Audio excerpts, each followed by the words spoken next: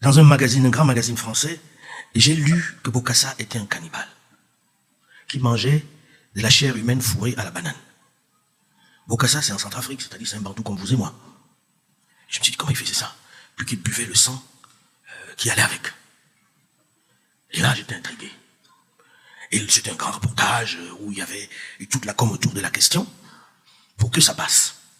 Et on a mis ça dans les livres d'histoire. Regardez vos livres d'histoire, vous verrez que Bokassa est un cannibale.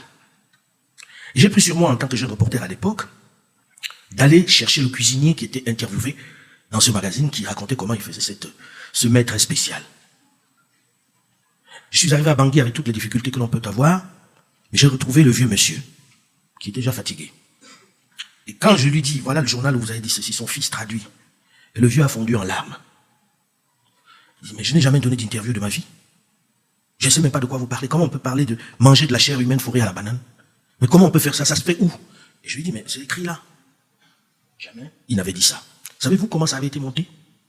Simplement parce qu'à un moment donné, Bokassa devenait très embêtant pour Giscard, qu'il réclamait l'argent de ses diamants, parce que Giscard, entre eux c'est des consanguins, Giscard lui avait amené un bonhomme en disant, c'est un grand diamantaire. Il va vendre vos diamants. Savez-vous comment s'appelait ce monsieur?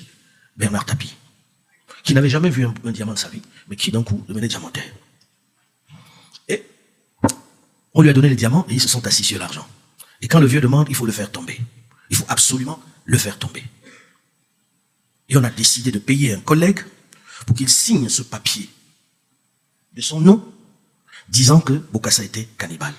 L'article est écrit par Giscard et Tapie.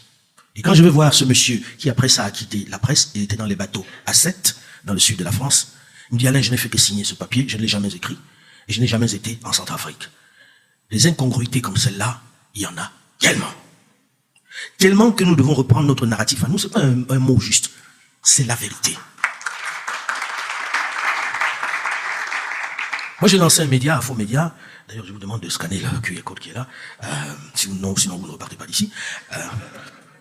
Parce que des incongruités comme celle-là, j'en ai rencontré pendant toute ma carrière.